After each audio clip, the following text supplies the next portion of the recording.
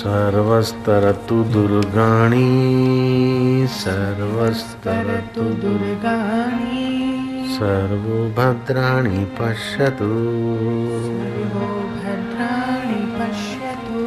सर्वसद्बुद्धिमाप्नोतु सर्वसद्बुद्धिमाप्नोतु सर्वस्तु नन्दतु सर्वस्तु नन्दतु।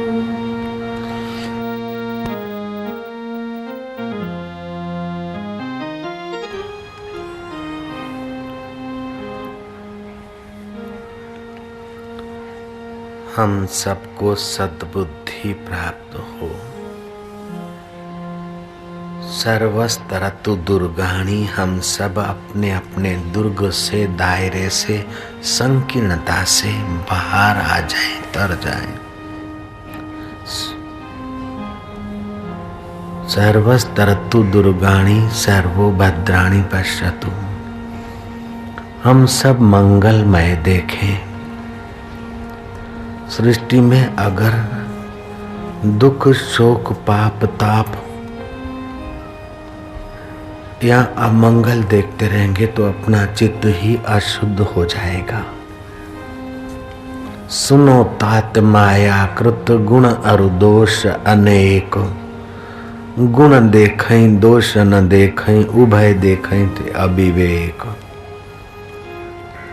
अपने हृदय को हम ऐसा बनाए कि संसार की चोटें हमारे चित्त को चलित न करे।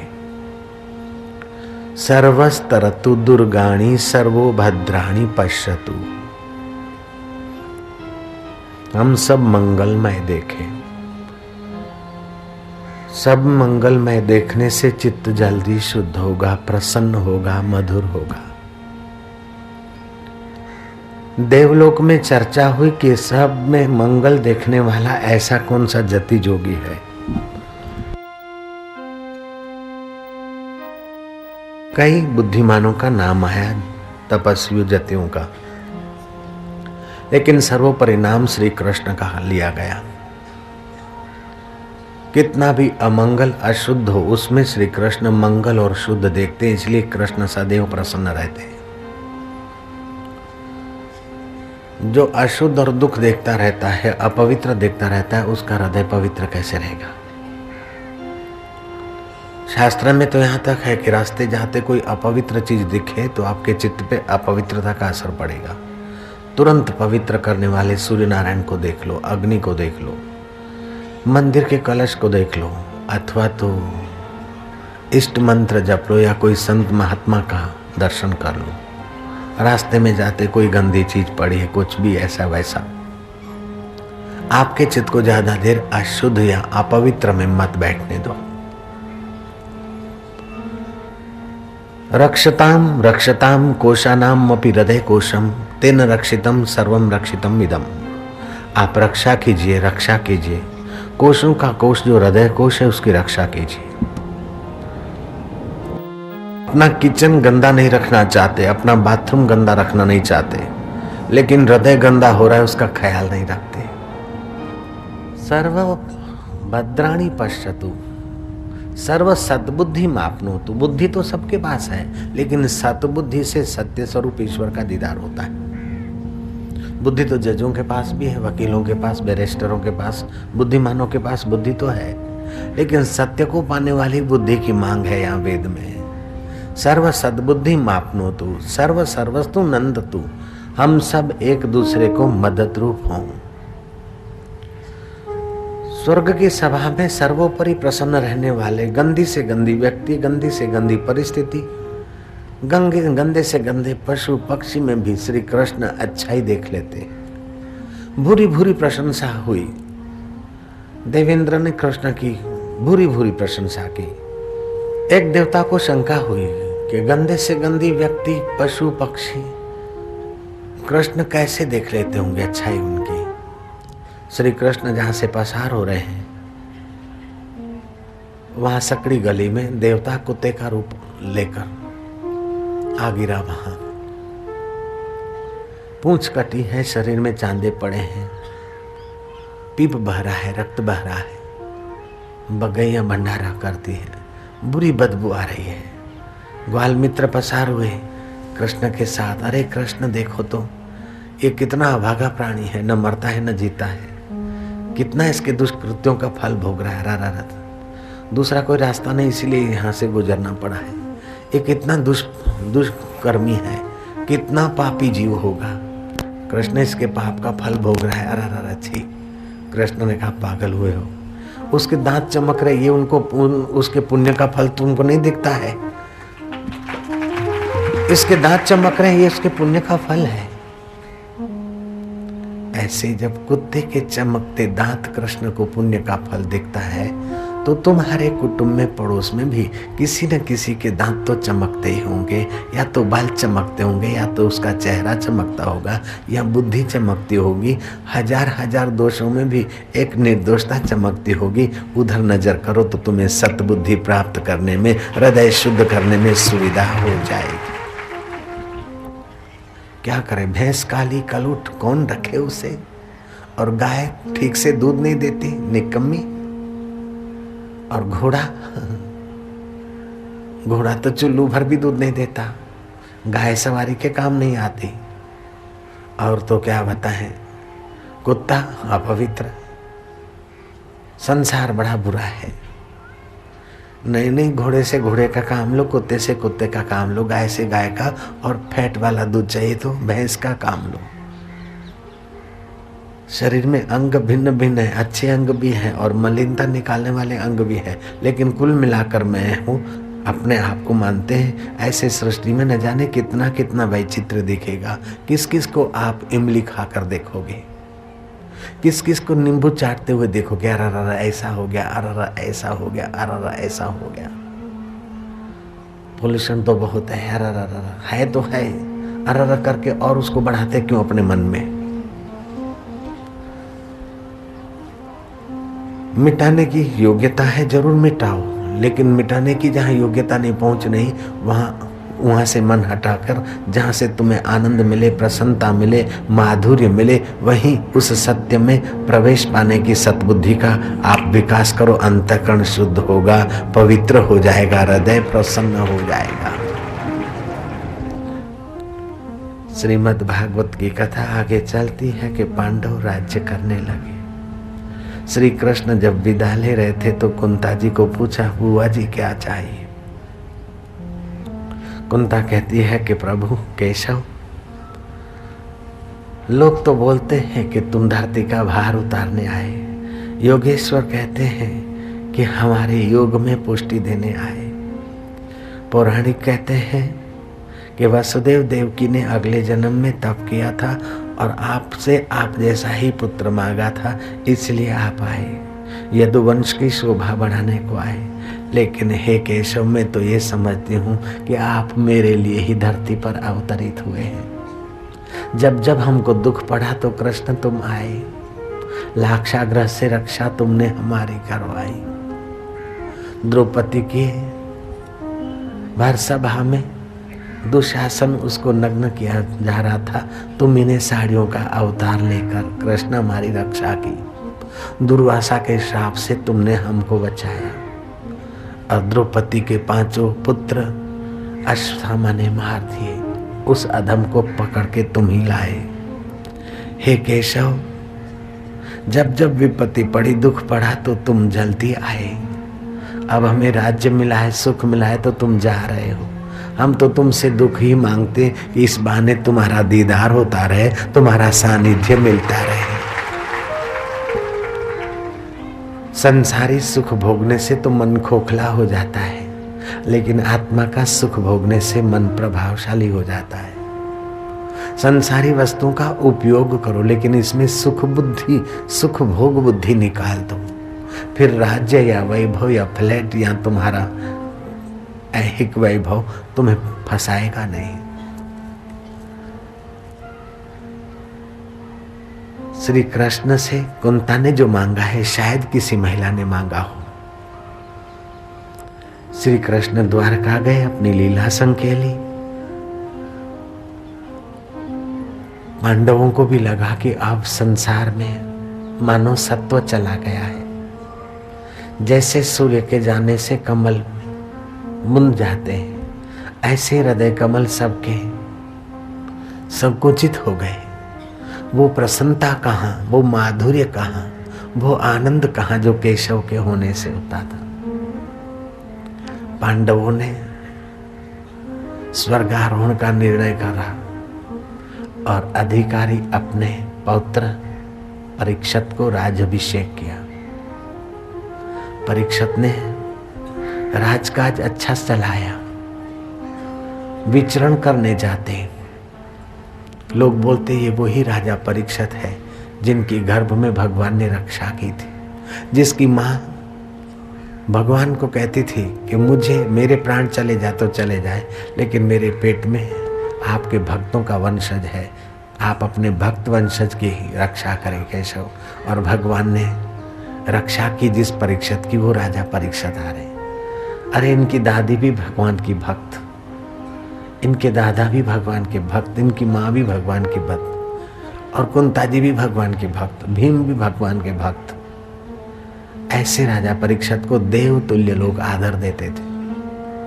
परीक्षित विचरण करते करते जहाँ भगवान की चर्चा करने वाले संत सज्जन मिलते, वहाँ भाव विभोर हो जाते, अंतरात्मा का सुख लेते, भक्ति रस का सुख लेते, विषय विकारों की सुख की, विषय विकारों की खाई में अपने को नहीं गिरने देते थे। राज्य वैभव तो था, कोई साधारण राज्य नहीं था, एक छत्र सम्राट थे।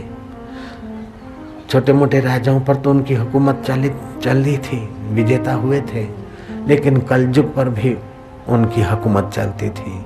ऐसे भी राजा थे। और परीक्षित ने हाथ जोड़कर सुखदेव जी मुनि को प्रार्थना की कि प्रभु, मनुष्य को अपने जीवन काल में क्या करना चाहिए, और मृत्यु निकट हो, 7 दिन में मरना हो तो उसको क्या करना चाहिए। मनुष्य का हित किसमें है, मनुष्य का वास्तविक में मंगल किसमें है। अल्पमति के प्राणी तो मन में जैसा आता है ऐसा ही करते, मन में जैसा आता है ऐसे पतंगे करते हैं, दिए के आगे आनंद लेने मजा लेने जाते, जल मरते हैं। मछली को मन में आता है ऐसे ही जाती है, कुंडे में फंस मरती। ऐसे जीव एक एक विषय के सुख में जैसा मन को आता है वहां करने लग जाते और आयुष्य नष्ट हो जाती है। मुनीश्वर, अली पतंग मृगमीन गज, एक एक रस आँच, तुलसी तिनकी कौन गति, जिनको बापे 5। पतंग रूप देखकर खप जाता है, भंवरा रस में ही फंस मरता है, सुगंध में फंस मरता है, मछली जीभ के स्वाद में फंस मरती है, हाथी स्पर्श के सुख में फंस मरता है, हिरण गीत के ध्वनि के सुख में फंस मरता है, शिकार हो जाता है उसका। एक एक इंद्रिय की आसक्ति में जीव फंस मरता है, तो मनुष्य 5 इंद्रियों में रम रहा है, उसका कल्याण कैसे हो। सुखदेव जी महाराज कहते हैं कि जो बुद्धिमान है, जिनको मौत दिखती है, शरीर की मौत होने वाली है, आयुष का एक एक दिन बीत रहा है, ऐसा जिनके पास विवेक है, हे परीक्षित, तुम्हारे जैसों के लिए 7 दिन काफी है। लेकिन जिनको इंद्रियों के सुख भोग भोग कर अपने को खपाना है, उनके लिए तो 7 जन्म भी कम है। बुद्धिमान के लिए संसार सागर तरना गौपद की नाई, जैसे गौ के खुर का खड्डा लांघना कोई कठिन नहीं है। और मूर्ख के लिए, जो संसार को सत्य मानकर मजा लेकर सुखी होना चाहते हैं, उनके लिए तो संसार महागंभीर सागर है। पहले स्कंद में परीक्षित के सुंदर सुंदर प्रश्न हैं।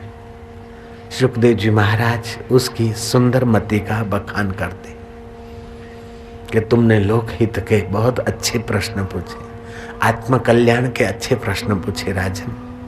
सुखदेव जी के परीक्षित के प्रश्नों का उत्तर जब सुखदेव जी देते हैं, वहां से दूसरा स्कंद प्रारंभ हो जाता है। सुखदेव जी महाराज कहते तस्मात् सर्वात्मनः राजन हरि अभिधीयते है।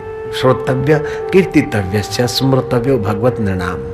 मनुष्य को सर्वकाल में भगवत तत्व का ज्ञान सुनना चाहिए, भगवान की कथा सुननी चाहिए, भगवान के स्वरूप का अनुसंधान करना चाहिए,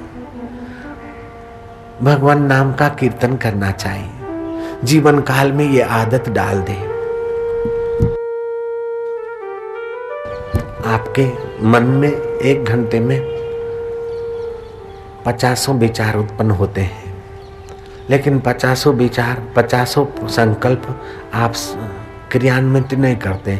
उसमें जो प्रभावशाली होता है वही आपका क्रियान्वित होता है और उसी की स्मृति रहती है। मानो आप 15 घंटे जगते हैं तो 500 संकल्प होते होंगे, लेकिन उसमें जो प्रभावशाली संकल्प है उन्हीं की स्मृति रहती है।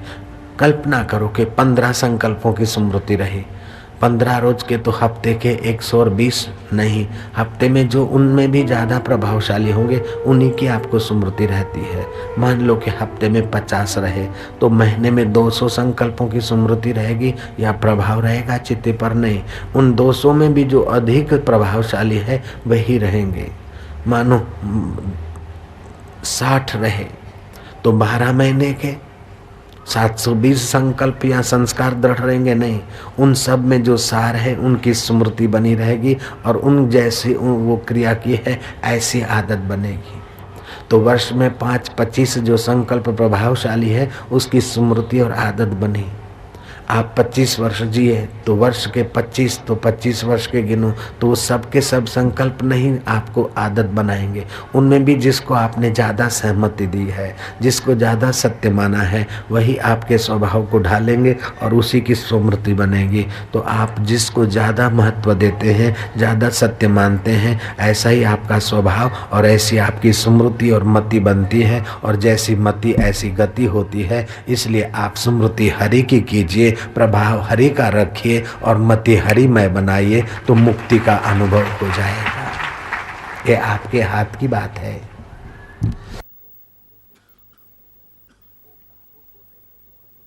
को काहू को नहीं सुख दुख करी दाता, निज कृत कर्म भोगत ही भ्राता।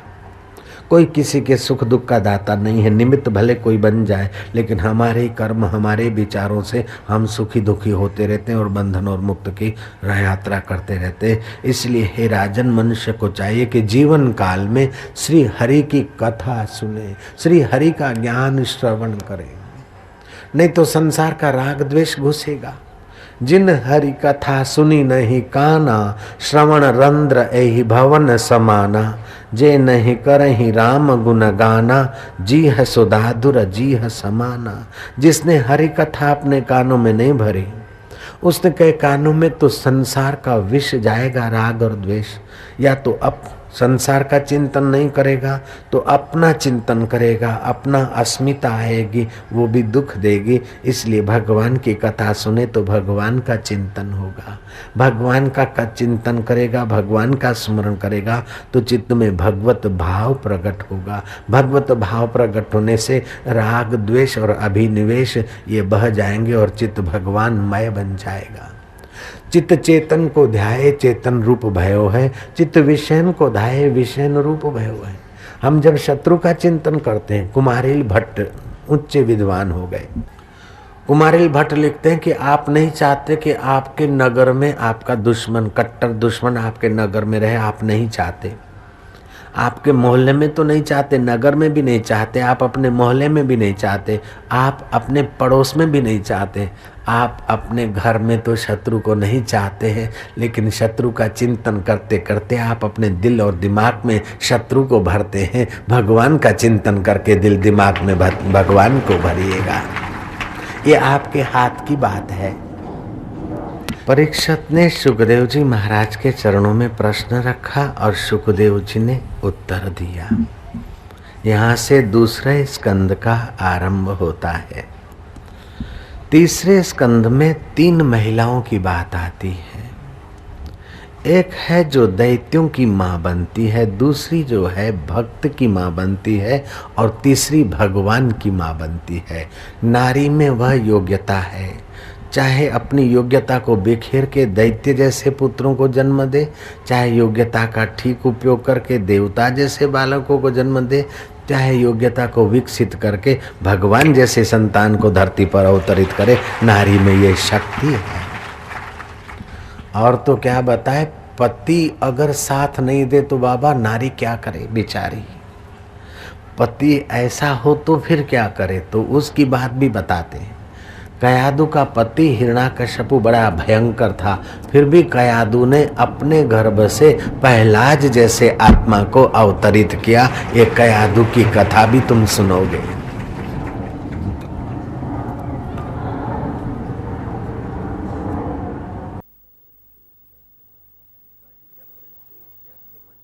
कश्यप ऋषि यज्ञ मंडप में थे, संध्या का समय था।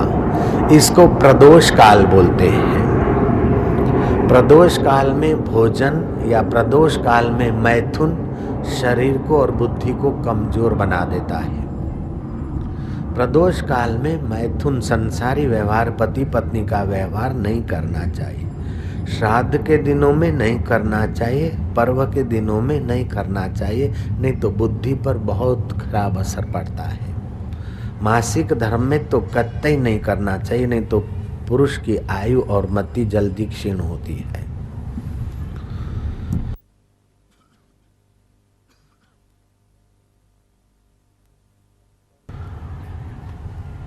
कर्दम ऋषि, कश्यप ऋषि यज्ञ मंडप में बैठे थे। संध्या वंदन आदि का समय था, वे नित्य कर्म में लगने वाले थे। दीति आई और अनधिकार मांग करने लगी कि मैं काम से पीड़ित हो रही हूं और मुझे काम सुख दो, सेक्सी सुख की मांग की। कश्यप ऋषि ने कहा, देख इस समय ये व्यवहार करने का नहीं। एक तो स्थान पवित्र है, भजन करने की जगह है, दूसरा संध्या काल है, तीसरा शिव जी के गण और कभी कभार शिव जी भी सूक्ष्म रूप से विचरण करते, तो शिव जी की भी अवज्ञा होगी। और चौथी बात, धर्म के विरुद्ध है ये समय। और पांचवी बात, मैं पति हूँ, मना कर रहा हूँ, तू समझ जा।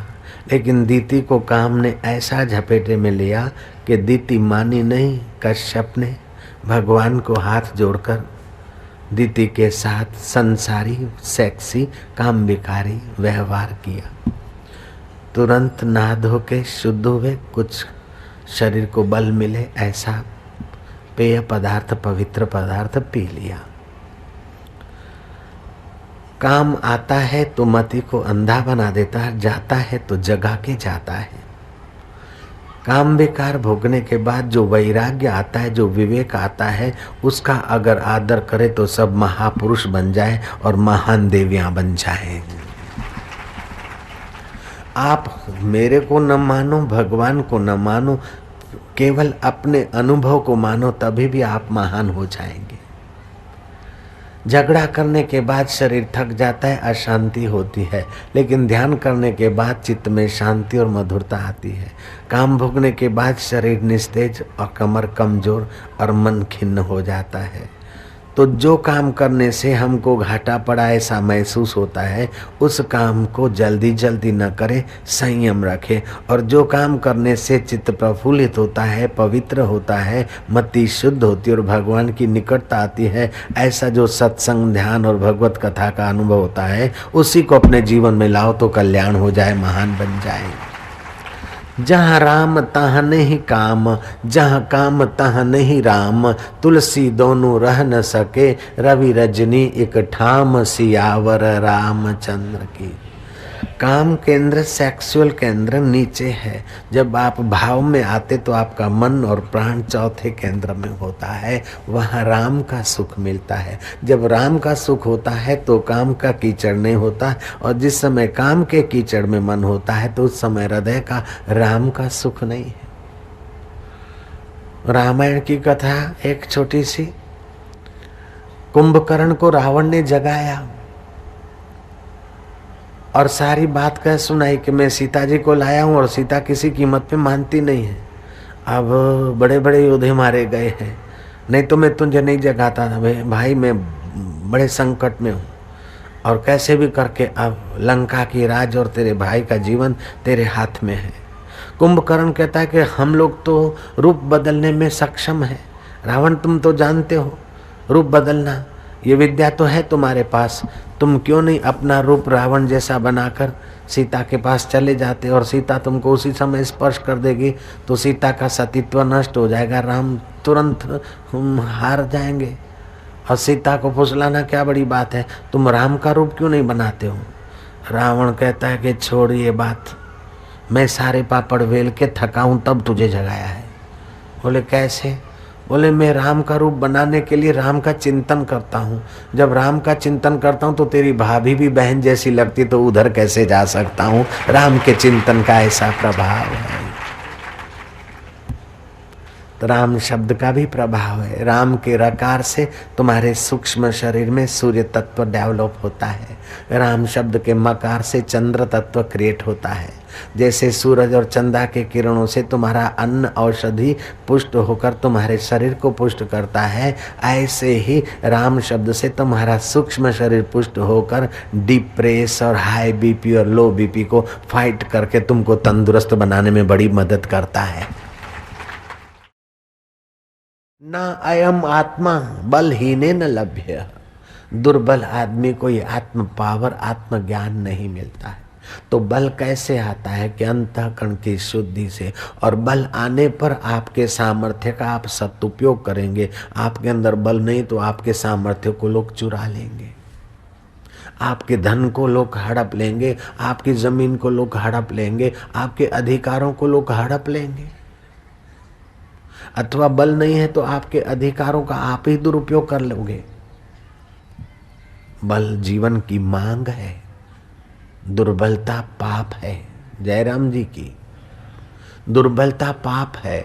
शरीर से दुर्बल मत होइए, मन से दुर्बल मत होइए, बुद्धि से दुर्बल मत होइए। तो शरीर को बल, मन को बल और बुद्धि को बल जिस पिटारी से मिलता है उस परम पिटारी का नाम है परमात्मा। जयराम जी की उस परमात्मा के साथ जोड़ने वाला जो साधन है उसको बोलते मंत्र साधना। मंत्र, मन तर जाए। दूसरा अर्थ है अंतर में जिसका मनन करो उसको मंत्र बोलते हैं। तुलसीदास ने मंत्र जाप को भक्ति का 5वां सोपान कहा है। मंत्र जाप मम दृढ़ विश्वासा, पंचम भक्ति य वेद प्रकाशा। राम नाम की औषधि खरी नियत से खाए, अंग रोग व्यापे नहीं महारोग मिट जाए, सियावर रामचंद्र की जय। डॉक्टर हर्बर्ट बेंसन कहता है कि मंत्र जाप से बड़े बड़े रोग मिटाए जा सकते हैं। मंत्र जाप से, केवल मंत्र जाप से, बिना ऑपरेशन के, बिना इंजेक्शन के, बिना कैप्सूल के, बिना और औषधियों के मंत्र जाप से रोग मिटाए जा सकते हैं। और मंत्र जाप से निपटों को पुत्र दिए जा सकते हैं। अब बेंसन कहता है लेकिन भारत के संतों ने तो 5000 वर्ष पहले आम का फल दे दिया, माई ने नहीं खाया, गाय ने खाया तो गाय के कुख से मनुष्य आकृति का बालक पैदा करके दिखा दिया है। भाई हम उनको प्रणाम करेंगे। जय राम जी की। बोस्टन की हार्वर्ड यूनिवर्सिटी में डॉक्टर हर्बर्ट बेंसन ने वर्षों के अभ्यास के बाद ये सत्य का कुछ अंश पाया है। दुनिया चकित हुई, लेकिन सारा ब्रह्मांड चकित हो जाए ऐसे आविष्कार हमारे ऋषियों ने कर करके छोड़ रखे हैं और वहां रुके नहीं हैं, उससे भी आगे। चरेवेती चरेवेती, ऐसे ऐसे जहाजों का वर्णन आता है कि उसमें पूरा पूरा नगर ही उड़ता फिरता था। एक सम्राट ने तो जहाज में अपना राज्य स्थापित कर दिया।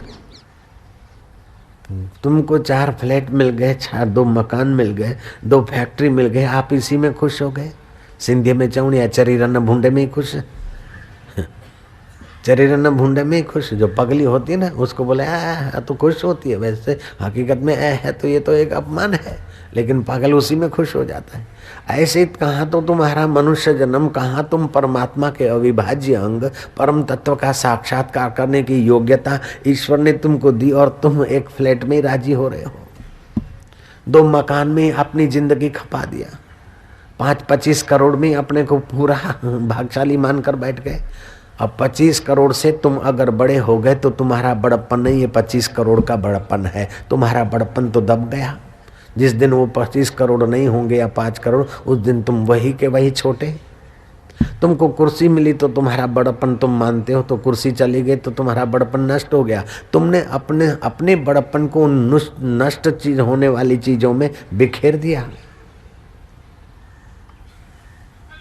मैं इतना बड़ा 6 फुट का लगता हूँ, थोड़ी हड्डियां बड़ी होने से तो अपने हड्डियों में बैठ गया मैं बड़ा, थोड़ा मांस बढ़ा के मैं मोटा हूँ। नहीं, मांस बढ़ने से तू मोटा नहीं, हड्डियां लंबी होने से तू लंबा नहीं, हड्डियां नाटी होने से तू नाटा नहीं, धन बढ़ने से तू बड़ा नहीं और धन घटने से तू कंगाल नहीं, और सत्ता मिलने से तू बड़ा नहीं और सत्ता जाने से तू छोटा नहीं। तू तो ऐसा है कि तमाम आंधी तूफान चढ़ा उतारा है, फिर भी एक तिल नहीं दूजा समाऊंदा। तू ऐसा अमर आत्मा है, अपने को पहचान यार। कब तक अपने को सताएगा, कब तक धोखा खाता रहेगा।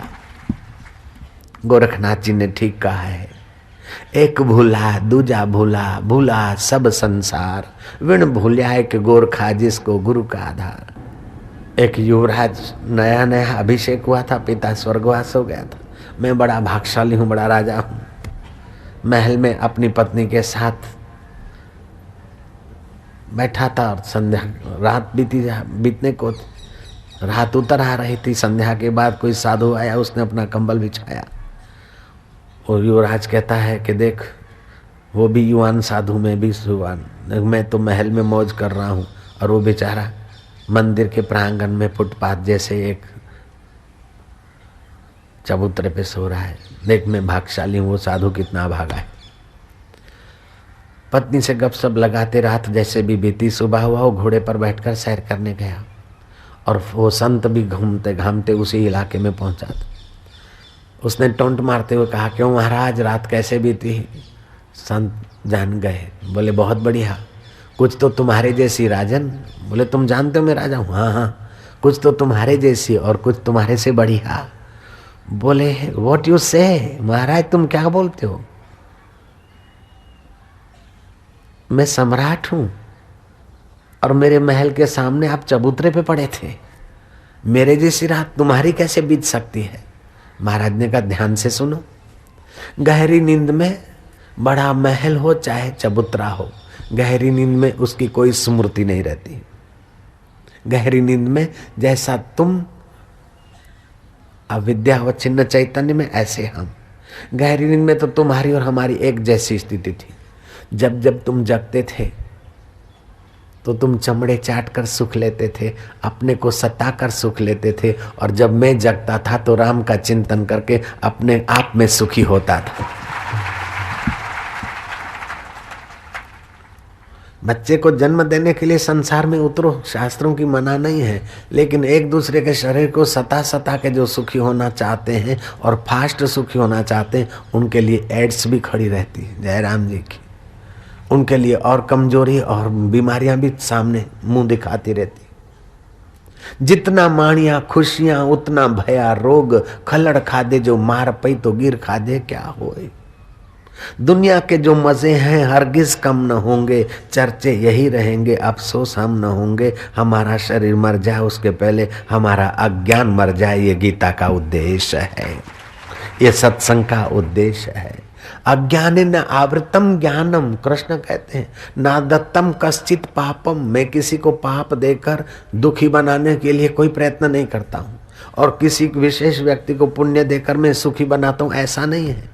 वो तो अपने ही अज्ञान से उनका ज्ञान ढक गया है और ऐसे कर्म करके बनाते हैं। जैसे स्लाटर हाउस में बिजली की लाइन जाती है तो बिजली थोड़ी स्लाटर हाउस के निर्दोष प्राणियों को कत्ल करने का संकल्प करती है, अथवा बिजली थोड़े यहाँ आती है कि चलो बाबा जी की कथा हो रही है तो मैं यहाँ काम में लग जाऊँ, मेरे को पुण्य होगा। नहीं, एम्पलीफायर फिट कर दो तो ये आवाज़ करके सेवा करती है, और स्लाटर हाउस के वो तीक्ष्ण इंस्ट्रूमेंट फिट कर दो तो हत्या करती है।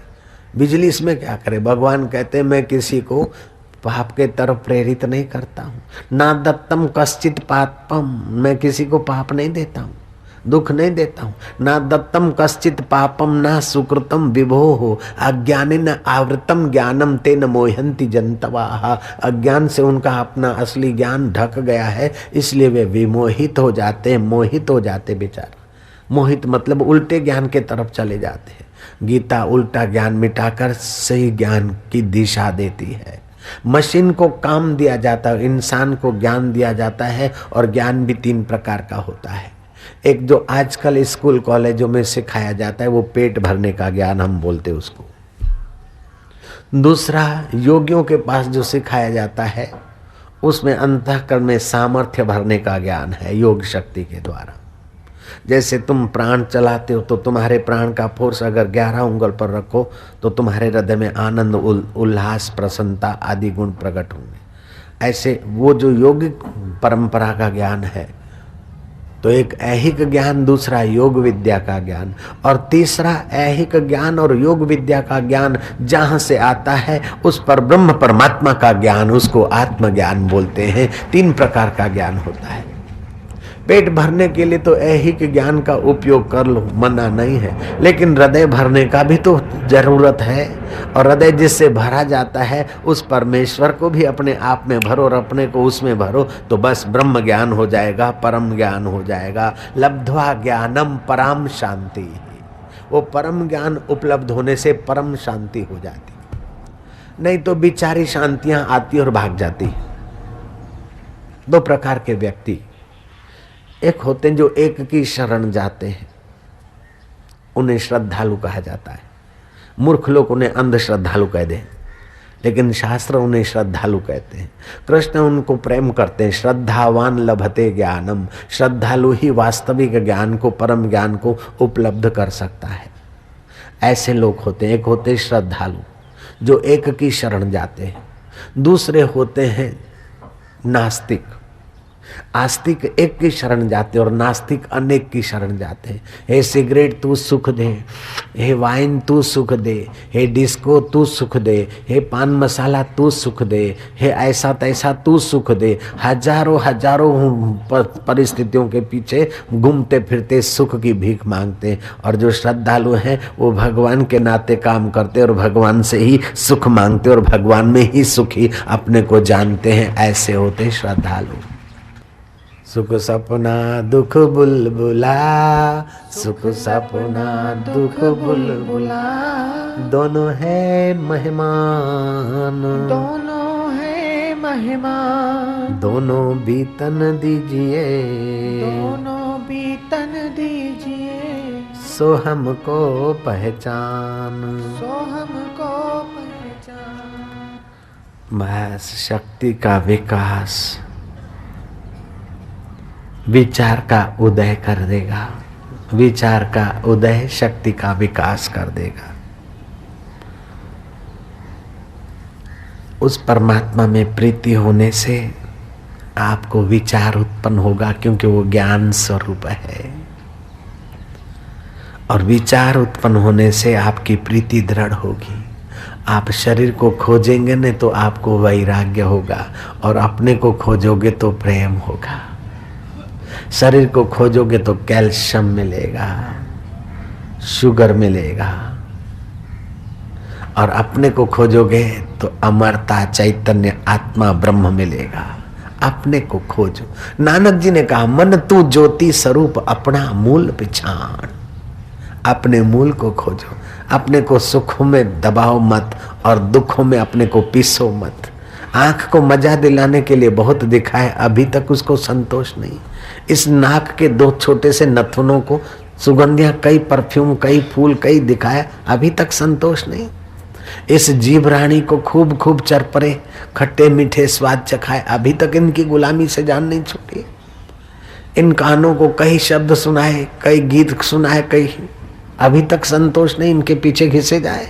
इस चमड़े को, शरीर को कई स्पर्श सुख दिलाए, पति पत्नी का, इसका उसका, गद्दों का, सोफा का, उनका, अभी तक ये त्वचा का सुख की आसक्ति नहीं गई। नहीं, आसक्ति से आसक्ति को काटो। भगवान में और भगवान को पाए महापुरुषों में आसक्ति करो तो संसार की आसक्ति काटने में सफल हो जाएंगे।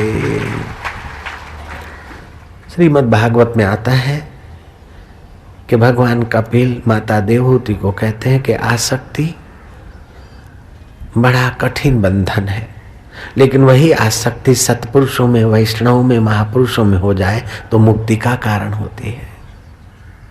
आसक्ति से आसक्ति को काटना चाहिए। जब भगवान नाम जप में आसक्ति हो जाए, पांचों कोशों में उसकी असर पड़ती है। और जब भी किसी ब्रह्मवेता महापुरुष के द्वारा दीक्षा मिल जाए और दीक्षा मिली और जप करने का नियम बना ले, काम बन जाता है।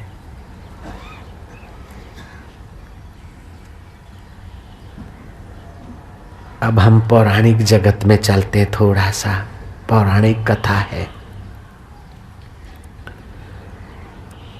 कि धर्मदत्त ब्राह्मण की पत्नी का नाम था कलह। जैसा नाम था ऐसा काम था। वो कलह प्रिय थी, दिन रात अकारण झगड़ा करती थी। जो भी धर्मदत्त बोले उससे उल्टा ही करती थी। धर्मदत्त दुखी होकर अपने मित्र को मिला कि मित्र मैं तो मर गया, मेरे घर में मौत साक्षात रहती है, मैं जो कहता हूं उससे उल्टा काम करने वाली पत्नी मेरे लिए तो मौत है। जो भी कहता हूं, मैं कहता हूं कि आज चावल बनना चाहिए तो बोले चावल, इतनी भी अकल नहीं, आज तो रोटी ही बननी चाहिए। और मैं बोलता हूं करेले की सब्जी होनी चाहिए तो बोले आज, और करेला, आज मंगलवार को करेला खाया जाता है, बिल्कुल पागल हो, आज तो बेसन की टिक्कियां बनाऊंगी। अब मैं बोलूं बेसन बना तो बोले बेसन आज नहीं हो सकता, आज तो पुलाव और गोभी होनी चाहिए। जो भी मैं कहता हूं बिल्कुल बिल्कुल उल्टा। मैं कहता हूं दही ले आओ तो बस दूध लाएगी, मैं बोलूंगा दूध लाओ तो दही ले आएगी। मित्र ने कहा ये तो बहुत सीधी बात है, तेरे को जो लेना है वो मत कहे, उसके विपरीत कहा कर, अपने आप मिलता रहेगा। वक्रोक्ति, विरोधोक्ति से, युक्ति से, निषेध युक्ति से कहो। तुझे पानी नहीं चाहिए तो तुम बोलना पानी लाओ तो नहीं लाएगी, और तुझे पानी चाहिए तो तू बोलना पानी नहीं चाहिए तो अपने आप लाएगी। उसको मिल गई अटकल। निषेध युक्ति से उसने अपना काम शुरू किया, होने लगा। इतने में धर्मदत्त ब्राह्मण के पिता का श्राद्ध कल को है, अब पत्नी से श्राद्ध करवाना है। बोले देख प्रिय, कल तो मेरे पिता का श्राद्ध है, लेकिन अपने श्राद्ध व्रात करेंगे नहीं। बोले डूब मरो, जिस पिता ने इतना मकान जन्म दिया, मकान दिया, उस पिता का श्राद्ध नहीं करोगे? मनुष्य हो कि धन चक्कर हो, मैं तो श्राद्ध करूंगी। बोले श्राद्ध तो करना, लेकिन ब्राह्मणों को मत बुलाना। मैं तो ब्राह्मण को जरूर बुलाऊंगी। ब्राह्मणों को तो बुलाए, लेकिन बहुत बढ़िया बढ़िया पकवान मत बनाना, मैं तो बनवाऊंगी। और सारा बनवाया, अच्छा पकवान खिलाए ब्राह्मण को तो तेरी मर्जी है, लेकिन उनको दक्षिणा मत देना। बोले दान के ऊपर दक्षिणा नहीं देंगे तो दान नहीं फलेगा। बुद्धू, इतना पता नहीं बुद्धू सिंह, दान के ऊपर दक्षिणा दी जाती है। जैसे मनी ऑर्डर करना है 100 रुपया तो 5 रुपया चार्ज भरनी पड़ती है, ड्राफ्ट के लिए भी चार्ज भरना पड़ता है। ऐसे ही दान के पीछे दक्षिणा होती है, तभी फलता है। मैं तो जरूर दान दूंगी। बोले दान तो दे दे तो दे दे, लेकिन कपड़े का टुकड़ा भी मत देना। बोले मैं तो पूरी धोती दूंगी, जाओ। ब्राह्मण भीतर भीतर अपने मित्र को धन्यवाद दिया, निषेध युक्ति बताने वाले मित्र को धन्यवाद दिया, और सारा श्राद्ध कर्म हो गया। इस कथा के पीछे तुमको इतिहास बता रहा हूं। ये कोई कलह कोई साधारण व्यक्ति नहीं है, ये राम की मां बनती आगे चल के। जयराम जी बोलना पड़ेगा। पुराण माना पुरानी कथा, कथन करना ही है तो फिर अपने मन के विकारी कथन की अपेक्षा पुराना कथन करो, महापुरुषों ने जो किया है। ज्ञान बढ़ेगा, सृष्टि की परिवर्तनता का ज्ञान होगा। उस कला ने ब्राह्मण को खिला दिया। ब्राह्मण ने जो पिंडदान कराए, जो नवग्रह रखे, अब पति खुशी खुशी में बुद्धू भूल गया। बोले प्रिय जा, इसको पास में तीर्थराज है, गंगा जी बहती, उसमें डाल देना। तो वो जाके गटर में डाल के आई। गटर में डाल के ऐसा बोलती तो गंगा में डालती। ओ ब्राह्मण ने कहा डाल के आई तीर्थ में। बोले तीर्थ में कहीं डाले जाते, अब क्या उनसे लेना देना, मैं तो गटर में ही डाल के आई, नाली में डाल के आई। बड़ा दुखी हुआ महाराज। ऐसे कभी दुखी कभी सुखी ऐसे थप्पड़े खाते खाते समय की धारा में कलहा मर गई। धर्मदत्त ने उसकी जो कुछ अंत्येष्टि करनी होती, लेकिन उसका हृदय खुश नहीं था उससे। कथा कहती है कि कलहा मरी और उसका अवगत कैसे मरी कि धर्मदत्त के साथ नहीं बनता है और धर्मदत्त को स्नेह चाहिए तो किसी पड़ोसी बहन से कोई बातचीत करता था और कलहा ने देख लिया।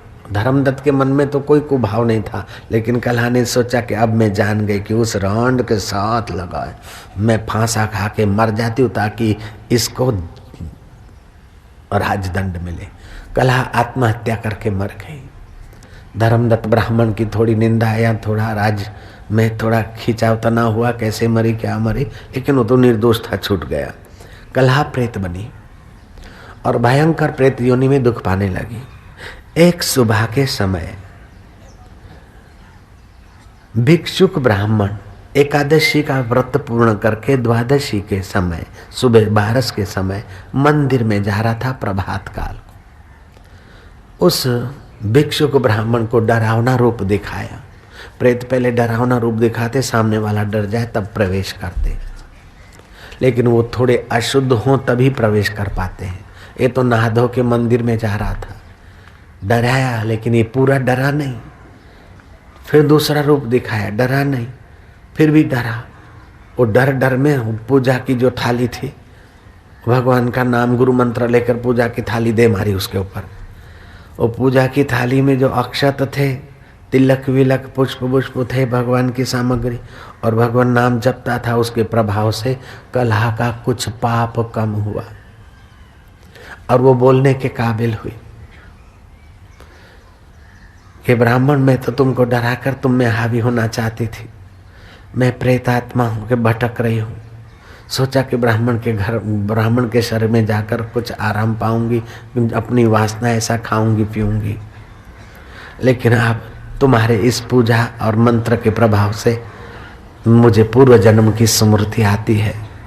मैं धर्मदत्त की ब्राह्मण की पत्नी थी और मैं उल्टा करती थी, अपने जूठे बर्तनों में पति को खिलाती थी और जो पति कहे उससे मैं उल्टा करती थी। उनके अंतर में आत्मा परमात्मा है, ऐसा सत्संग और ज्ञान मुझे नहीं था, इसलिए पति को ठीक करूं, ये भी दिन के तारे देखे। जो दूसरे को दबा के सुखी अपना ऊंचा होना चाहता है, वो अपने लिए ही दुख पैदा करता है। दूसरे को दबाकर ऊंचा मत बनो और दूसरे से दबकर नीचा मत बनो। एक दूसरे के अंदर जो परमेश्वर है उसके साथ न्यायमय व्यवहार करके उन अपने और दूसरे की ऊंचाई का सोचो तो तुम्हारा ऊंची यात्रा होती है। इस प्रकार का ज्ञान कलहा को नहीं था।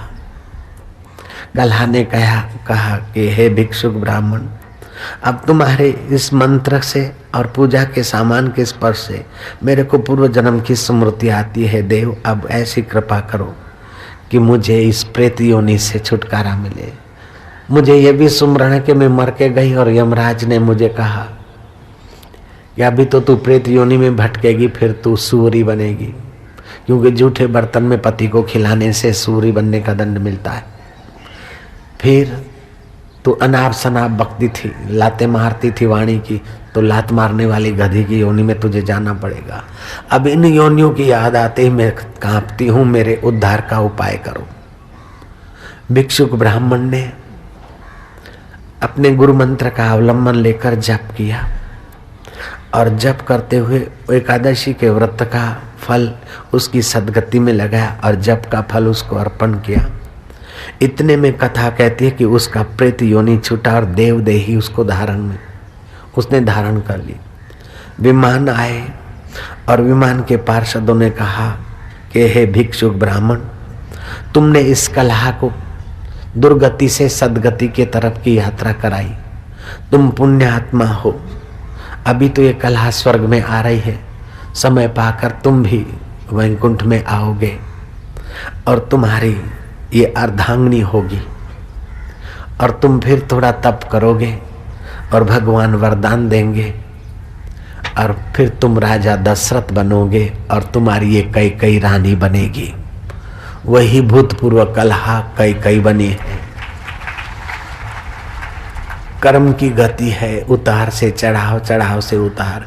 तो कलह को कलह पहले था, तो कई बनने के बाद भी कलह की चाबी मंथरा की कौशल्या को नहीं लगी, सुमित्रा को नहीं लगी, और जगह नहीं लगी, कलह में ही कलह की चाबी लगी, क्योंकि पुराना स्वभाव कुछ अंश रहा। हमारे पुराणकारों ने और ऋषियों ने कितना प्रकृति के साथ एक तांता शादी होगी, मंत्र विज्ञान कितना उनका सूक्ष्मतम पहुंचा होगा कि कौन सा जीव कौन सी योनि में था और कहाँ से घूम के आया, ये भी मंत्र दृष्टा महापुरुषों ने पुराणों में लिख रखा है। मैं उन विज्ञानियों को धन्यवाद तो करूंगा, लेकिन प्रणाम तो उन ऋषियों के ज्ञान को ही करता हूँ। जय राम जी।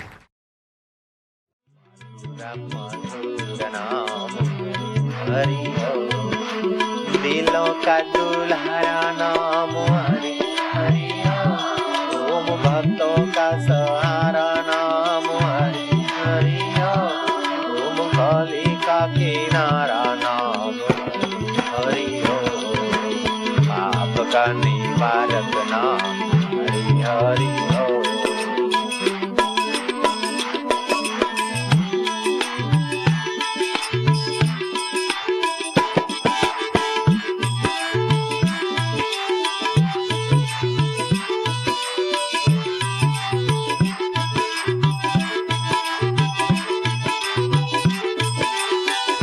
तुम्हारी रग रग पावन हो गई है ना, तुम्हारा रक्त का कण कण पवित्र हो रहा है ना, और तुम उससे प्यार कर रहे हो, तुम स्वयं प्यारे हो रहे हो ना।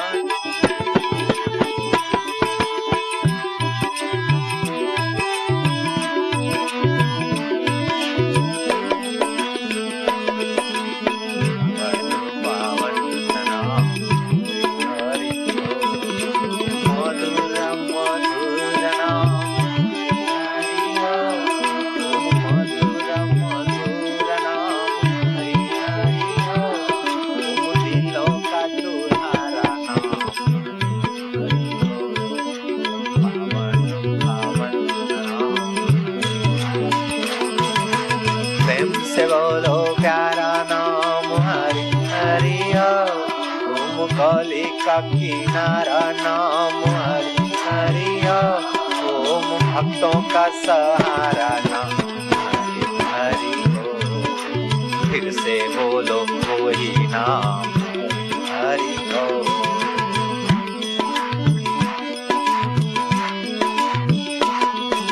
भय नाशन दुर्मति हरण, कली में हरि को नाम, निश दिन साधक जो जपे, सफल होवै सब काम।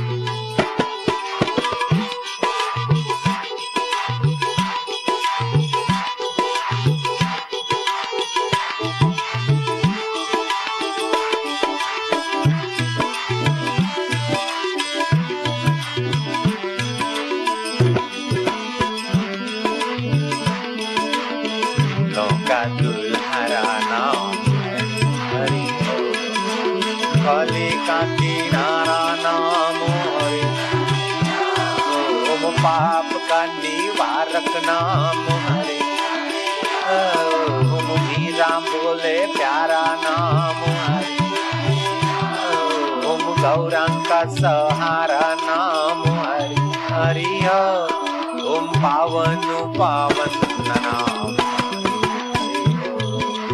मधुर नाम हरि ओम।